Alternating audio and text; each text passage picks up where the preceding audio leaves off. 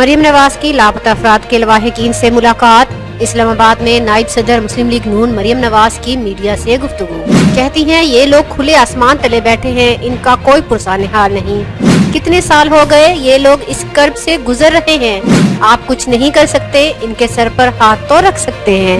لیکن آپ کا فرض ہے، ریاست کا فرض ہے، ریاست ماں کی طرح ہوتی ہے، ملک ماں کی طرح ہوتا ہے۔ آپ کا فرض ہے کہ اگر آپ ان کو یہ نہیں بتا سکتے یا آپ ان کے پیاروں کو بازیاب نہیں کر سکتے، آپ یہ تو کر سکتے ہیں کہ جن کے لوگ اس وقت ٹارچر سیلز میں ہیں، آپ ان کو بتا دیں کہ ان کے پیارے کہاں ہیں۔ آپ کی مجبوریاں ہو سکتی ہیں، ایجنسیز کی مجبوریاں ہو سکتی ہیں۔ میں ملک کی ایجنسیز سے بھی یہ کہتی ہوں کہ آپ کی بھی مائیں بہنیں بیٹیاں آپ کی اولادیں ہیں، آپ کے والدین ہیں، خدا کے واسطے آپ ان کو صرف یہ بتا دیں کہ ان کے پیارے مر گئے یا زندہ ہیں۔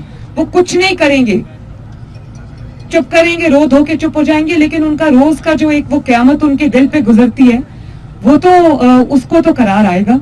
اور میں عمران خان صاحب کو بھی یہ کہنا چاہتی ہوں کہ پرائم منسٹر ہاؤس یہاں سے زیادہ دور نہیں ہے، صرف 5 منٹ کا شاید راستہ نہ ہو۔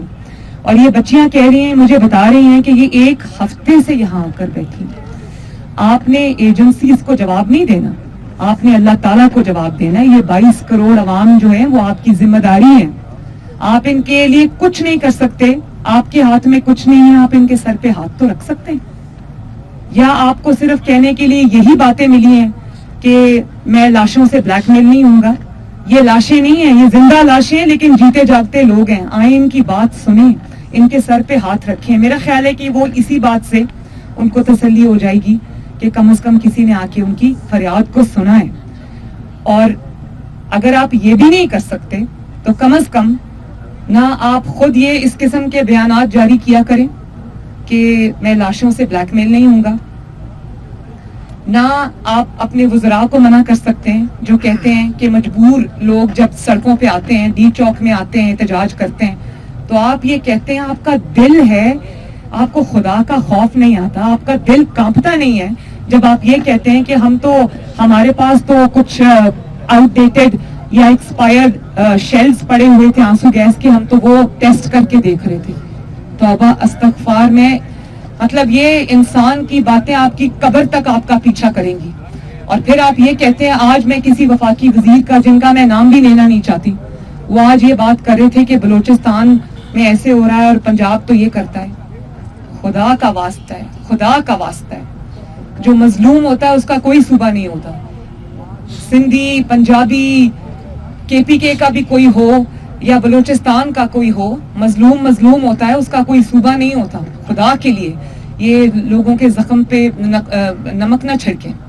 تو کم از کم آپ اپنے وزراء کو منع کریں کہ وہ ان کے زخموں پہ نمک نہ چھڑکیں، اور آپ آئیں ان کے سر پہ ہاتھ رکھیں۔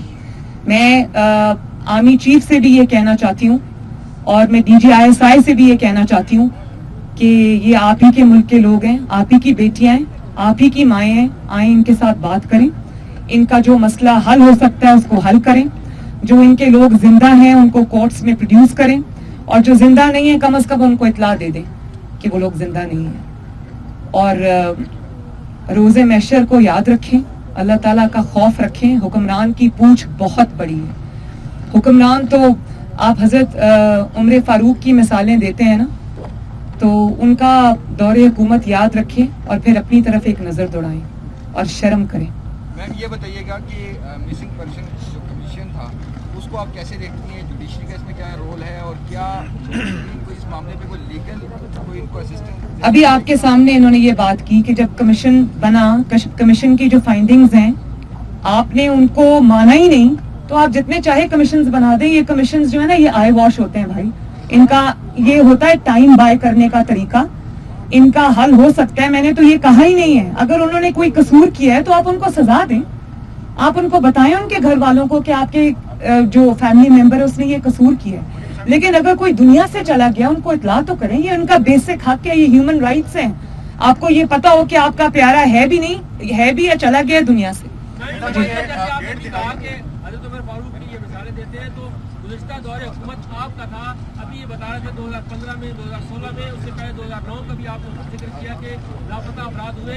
उस वक्त हुकूमत ने क्यों इक़दाम नहीं उठाया? एक चीज़, उस वक्त इमरान खान इज़हार यकजहती के लिए आते थे, आज आप यहाँ पे इज़हार यकजहती के लिए आए हैं। क्या सिर्फ इज़हार यकजहती से इनका ये मुस्तकिल मसला हल होगा या नहीं होगा? इसका हल क्या है ये बताइएगा। देखिए, मैं इस वक्त सवाए इजहार यकजहती के और कुछ नहीं कर सकती, और मैं सिर्फ इनकी बात सुन सकती हूँ, उनको ये एहसास दिला सकती हूँ कि ये बलूचिस्तान से हैं, लेकिन ये अकेले नहीं हैं। बलूचिस्तान से अगर ये हैं तो ये मुल्क की बेटियाँ हैं, मुल्क की माएँ हैं, और पंजाब से के जो लोग हैं या बाकी सूबों के जो लोग हैं वो इनके साथ खड़े हैं। बलूचिस्तान जो है वो ज़ख्मी सूबा है, उसके शिकायत जो हैं वो ठीक भी हैं, लेकिन जब आपका कोई सूबा नाराज़ होता है, उसकी तकलीफ़ें होती हैं, उसकी जेन्युइन शिकायतें होती हैं, तो आप उनको धक्का देकर परे नहीं करते, आप उनको अपने साथ मिलाने की कोशिश करते हैं। तो अगर इक़्तिदार के बाद, मैं अपनी बात कर रही हूँ, अपनी जमात की भी बात कर रही हूँ, अगर इक़्तिदार के बाद आप इतने मजबूर हो गए कि आप अपने बेसिक फ़र्ज़ को भूल गए,